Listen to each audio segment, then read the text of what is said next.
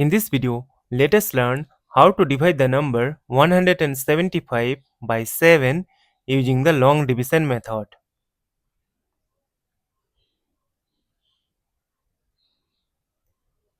Now see that this 1 is less than 7, that is why we will consider the number 17.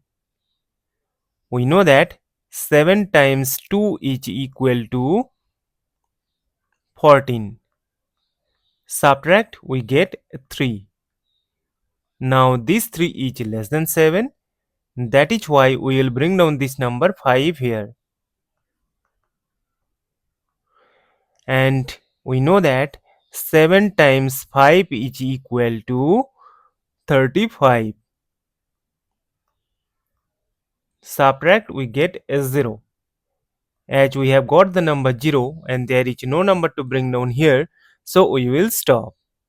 Therefore, 175 divided by 7 is equal to 25. And this is our final answer. Thank you for watching. Please like, share and comment on the video. Also do subscribe the channel.